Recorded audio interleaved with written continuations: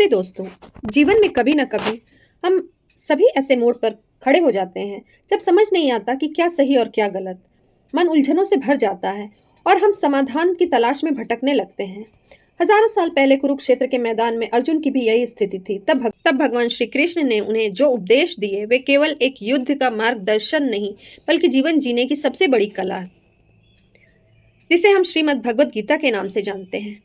आज इस अध्याय में मैं भगवत गीता के अध्यायों का सार सुनाऊंगी। हम जानेंगे कि कैसे यह प्राचीन सीख आज भी हमारी हर समस्या, चाहे वो मानसिक तनाव हो, करियर की चिंता हो, रिश्तों की उलझन हो, हर जगह सटीक बैठती है। तो चलिए आइए शुरू करते हैं भगवत गीता के अध्यायों की यह अद्भुत यात्रा। श्रीमद् भगवत गीता के प्रथम अध्याय को अर्जुन विषाद योग कहा जाता है। अध्याय की शुरुआत धृतराष्ट्र के प्रश्न से होती है, जहां संजय से कुरुक्षेत्र के युद्ध के मैदान का हाल पूछ रहे हैं। दुर्योधन पांडवों की सेना को देखकर घबरा जाते हैं और अपने गुरु द्रोणाचार्य के पास जाकर दोनों पक्षों के प्रमुख योद्धाओं के नाम बताते हैं। युद्ध की घोषणा के रूप में भीष्म पितामह और फिर कौरव की सेना के अन्य योद्धा शंख बजाते हैं। इसके उत्तर में भगवान श्री कृष्ण और अर्जुन अपने दिव्य शंख बजाते हैं, जिससे कौरवों के हृदय दहल जाते हैं। अर्जुन भगवान श्री कृष्ण से प्रार्थना करते हैं कि उनके रथ को दोनों सेनाओं के बीच में खड़ा किया जाए ताकि वे देख सके कि उन्हें किन से युद्ध करना है। जब अर्जुन अपने सामने भीष्म पितामह, गुरु द्रोण, भाइयों और मित्रों को युद्ध के लिए तैयार देखते हैं तो वो मोह और करुणा से भर जाते हैं। उनके हाथ से गांडीव धनुष छूटने लगता है, शरीर कांपने लगता है और वे मानसिक रूप से टूट जाते हैं। अर्जुन तर्क देते हैं कि अपनों को मारकर मिलने वाला राज्य या सुख का क्या लाभ। वे कहते हैं कि कुल के विनाश से धर्म नष्ट हो जाएगा और पाप बढ़ेगा। अंत में अत्यंत दुखी होकर अर्जुन रथ के पिछले भाग में बैठ जाते हैं और युद्ध न करने का निर्णय लेते हैं। यह अध्याय दर्शाता है कि विकट परिस्थितियों में एक श्रेष्ठ व्यक्ति की भी मोह और भ्रम का शिकार हो जाता है। यहीं से भगवान श्री कृष्ण के दिव्य उपदेशों की भूमिका तैयार होती है। श्रीमद् भगवद गीता के द्वितीय अध्याय को सांख्य योग कहा जाता है। इसे पूरी गीता का सार माना जाता है क्योंकि इसमें ज्ञान, कर्म, भक्ति के बीज मौजूद हैं। इसका महत्व जीवन प्रबंधन के लिए उतना ही प्रासंगिक है। अध्याय के प्रारंभ में अर्जुन अत्यंत व्याकुल होकर युद्ध न करने की जिद करते हैं।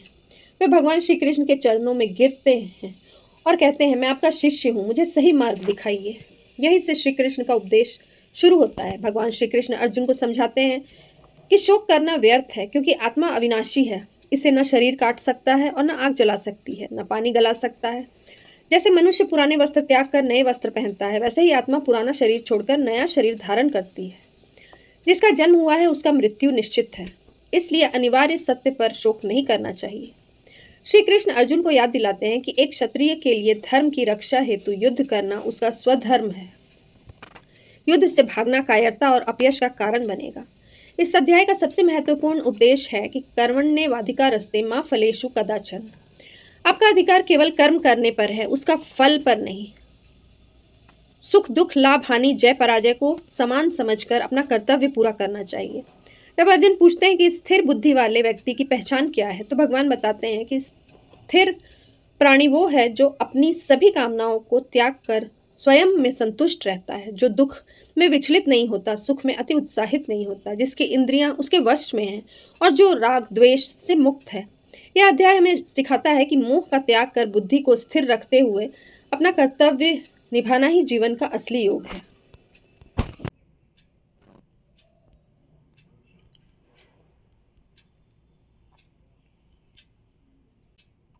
श्रीमद् भगवद गीता के तृतीय अध्याय को कर्म योग कहा जाता है। यह अध्याय हमें सिखा युग में भी यह अध्याय जीवन संतुलन के लिए सबसे श्रेष्ठ मार्गदर्शक है। अध्याय की शुरुआत में अर्जुन उलझन में है। वे पूछते हैं कि जनार्दन, यदि ज्ञान मार्ग कर्म मार्ग से श्रेष्ठ है तो आप मुझे इस घोर युद्ध के कर्म में क्यों झोंक रहे हैं। वे सोचते हैं कि शांति से बैठना और संन्यास लेना कर्म करने से बेहतर है।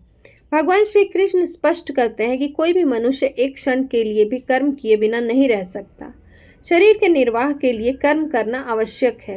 जो लोग ऊपर से तो कर्म करते हैं लेकिन मन में विषयों का चिंतन करते हैं, वे ढोंगी कहलाते हैं। श्री कृष्ण समझाते हैं कि सृष्टि का चक्र कर्म पर टिका है।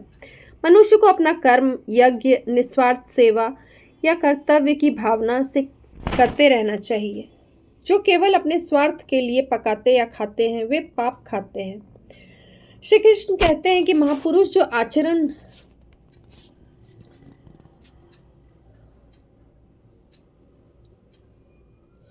भगवान कहते हैं कि महापुरुष जो आचरण करते हैं सामान्य लोग भी उसी का अनुसरण करते हैं, इसलिए समाज को सही दिशा दिखाने के लिए कर्म करना आवश्यक है। श्री कृष्ण अब स्वयं का उदाहरण देते हुए कहते हैं कि 3 लोकों में कुछ भी पाना शेष नहीं है, फिर भी वे निरंतर कर्म करते रहते हैं ताकि सृष्टि सुचारू रूप से चल सके। कर्म कैसे करें? भगवान बताते हैं कि कर्म के फल की आसक्ति को त्याग दें। सफलता और असफलता में समान रहते हुए ईश्वर को समर्पित होकर अपना कर्म करना ही कर्मयोग है।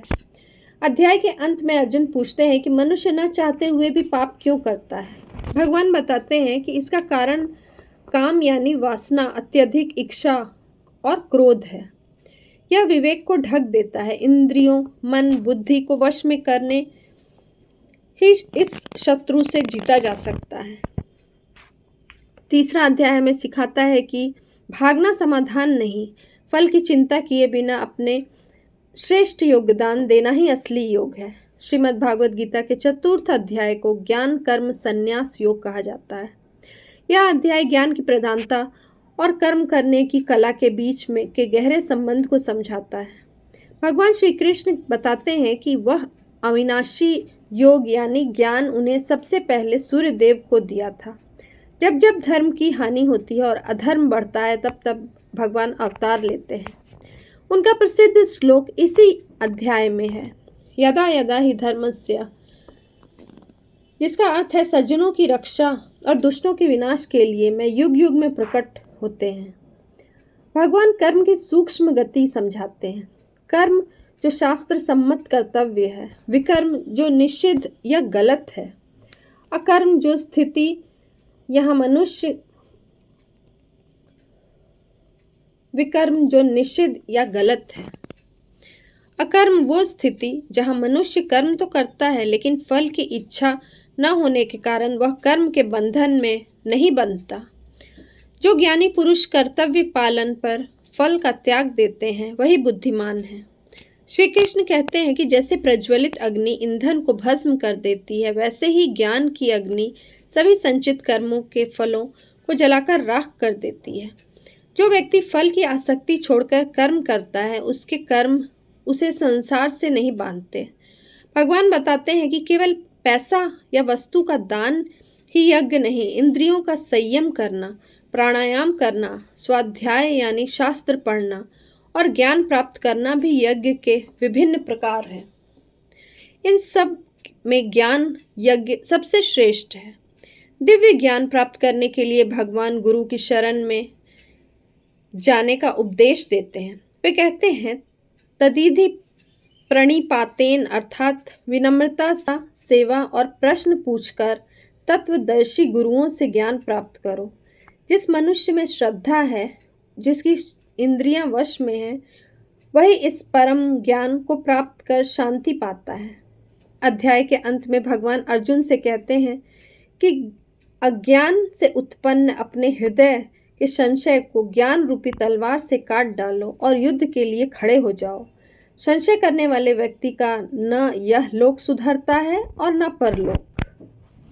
चौथा अध्याय हमें सिखाता है कि सही ज्ञान के बिना किया गया कर्म बंधन है और ज्ञान युक्त होकर किया गया कर्म मुक्ति का मार्ग है।